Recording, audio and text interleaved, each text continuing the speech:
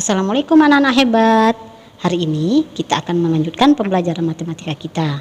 Namun sebelumnya, antuna semua harus melafazkan basmalah. Bismillahirrahmanirrahim. Nah, untuk materi kali ini silakan antum simak kembali penjelasan Ibu tentang materi himpunan. Selamat menyimak ya. Baik Soleha, kita lanjutkan materi kita hari ini tentang himpunan.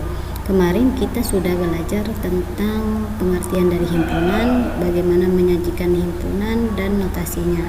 Nah, Ibu ingin mengulang sedikit apa itu himpunan. Himpunan adalah kumpulan benda-benda atau objek yang terdefinisi dengan jelas. Maksudnya suatu benda yang kita kumpulkan objeknya, kemudian jelas maksudnya. Nah, kemudian bagaimana penyajiannya? Ya, penyajiannya diberi ada 3 syarat kemarin. Yang pertama gunakan huruf kapital, beri tanda koma, dan diberi dengan tanda kurung kurawal. Nah, baik, sekarang kita lanjut tentang macam-macam himpunan. Himpunan itu ada 3 yang akan Ibu bahas: himpunan kosong, himpunan bagian, dan himpunan semesta. Nah, ketiga himpunan ini akan Ibu jelaskan. Yang pertama kita akan membahas tentang himpunan kosong. Himpunan kosong itu sendiri adalah himpunan yang tidak mempunyai anggota. Berarti di dalam himpunan itu kosong. Yang namanya kosong berarti tidak ada isinya ya nak. Nah, lambangnya itu disimbolkan dengan tanda seperti angka 0 yang diberi silang atau kurva yang dalamnya kosong. Nah, contoh himpunan kosong. Yang pertama, tuliskan himpunan bilangan ganjil yang habis dibagi bilangan genap. Kosong nggak himpunannya? Karena setiap bilangan ganjil itu kalau dibagi dengan bilangan genap bisa nggak? 3 dibagi 2 nggak bisa, 5 dibagi 4 nggak bisa, bilangan 9 dibagi dengan 4 nggak bisa. Maka himpunannya ini kosong. Kemudian yang kedua, tuliskan himpunan nama-nama Presiden RI yang dimulai dengan huruf P. Presiden RI, coba kita ingat, presiden kita mulai dari yang pertama itu Soekarno, kemudian Soeharto, kemudian Gus Dur atau Abdurrahman Wahid, kemudian apalagi tuh Megawati, kemudian Habibie, kemudian Jokowi atau Joko Widodo. Nah, adakah presiden kita yang dimulai dengan huruf P? Tidak ada, maka himpunan itu kosong.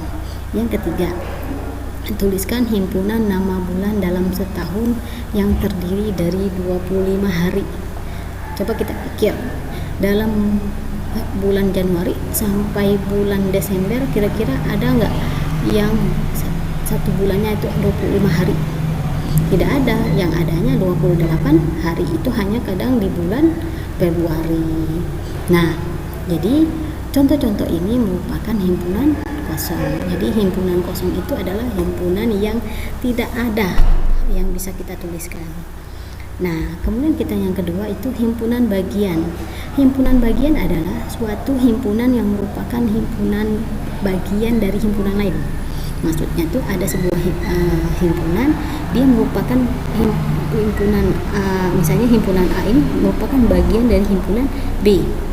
Himpunan A yang merupakan bagian dari himpunan B, yang mana himpunan A ini termuat dalam B. Kita perhatiin contohnya saja. Contoh himpunan A: becak, delman, mobil, bus, kereta api, kapal laut, pesawat terbang. Himpunan B: mobil, bus, kereta api, pesawat terbang, dan kapal laut. C: becak, delman, kapal laut, kereta api, dan bus. Penjelasannya bahwa kita lihat, perhatikan himpunan A, B, dan C. Anggota himpunan B merupakan himpunan A, ya enggak? Mobil ada di B, A, himpunan B, mobil, bus, kereta api. Semua bagian dari B itu termuat di dalam himpunan A.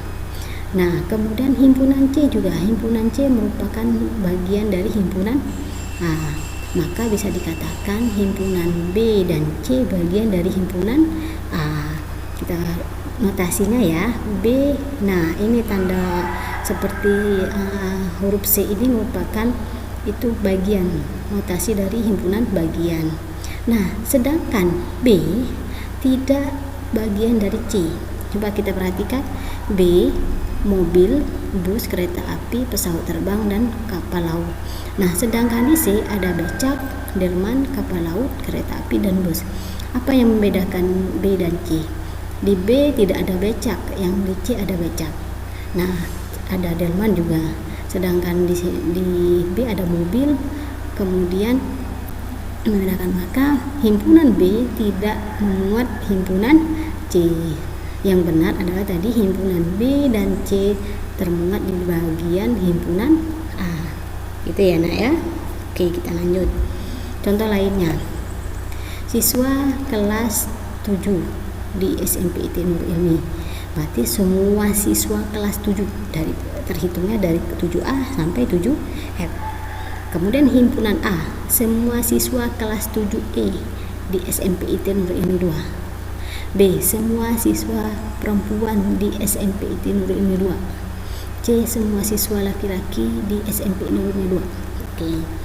Kita lihat. Himpunan A bagian dari himpunan S. B juga bagian dari himpunan S.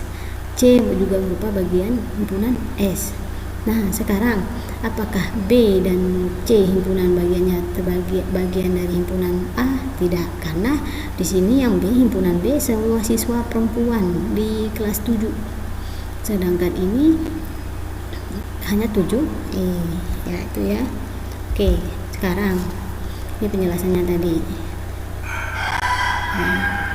Himpunan B dan C merupakan himpunan bagian dari A karena anggota himpunan B dan C termasuk merupakan anggota himpunan A. Himpunan A merupakan himpunan bagian himpunan S, sama juga.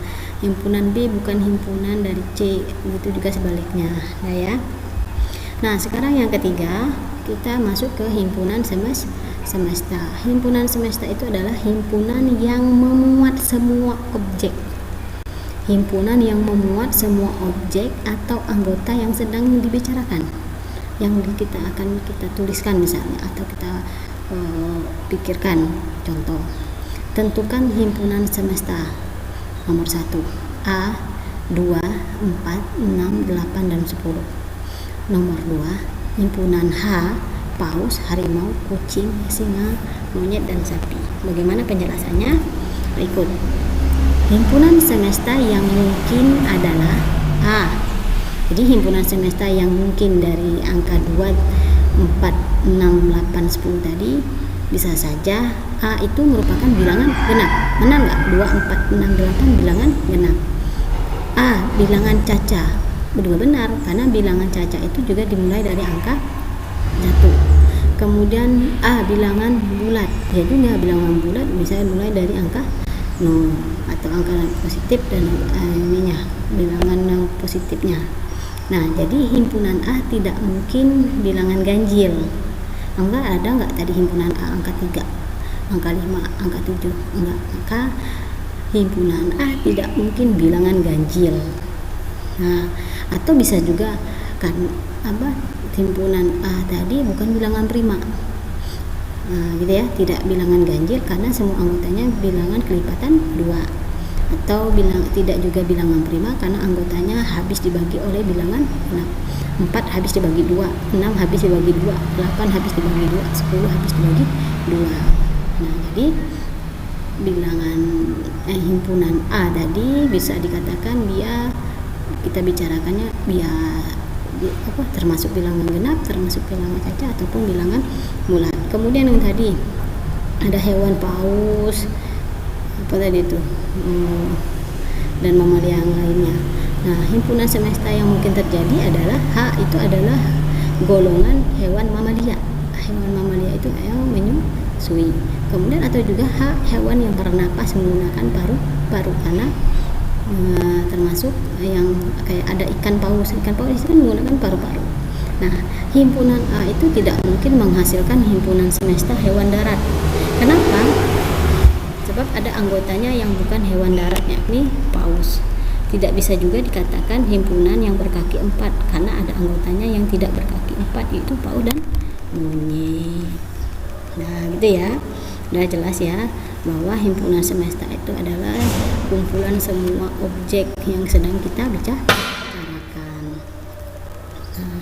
Oke, itu saja kesimpulannya. Kita masuk bahwa macam-macam himpunan itu ada himpunan kosong, yang mana himpunannya memang tidak ada, kosong. Kemudian himpunan bagian atau himpunan bagian satu himpunan ke bagian himpunan yang lain. Kemudian yang ketiga itu himpunan semesta, yaitu kumpulan benda-benda atau objek yang sedang dibicarakan atau termasuk di dalamnya. Alhamdulillah, itu saja yang bisa Ibu jelaskan. Kita lanjutkan uji kompetensi antum. Silakan antum kerjakan evaluasi mandiri di halaman 103, cukup nomor 4 dan 5 saja. Kemudian evaluasi mandiri halaman 104, nomor 5, 6 dan 7. Silakan antum kerjakan seperti biasa di buku tulis. Kemudian jawabannya silakan anak-anak Ibu semuanya cukup jawabannya saja kirim ke Ibu. Selamat bekerja. Ibu akhiri, kita tutup dulu dengan hafaz hamdalah. Alhamdulillahirabbil alamin. Assalamualaikum warahmatullahi wabarakatuh.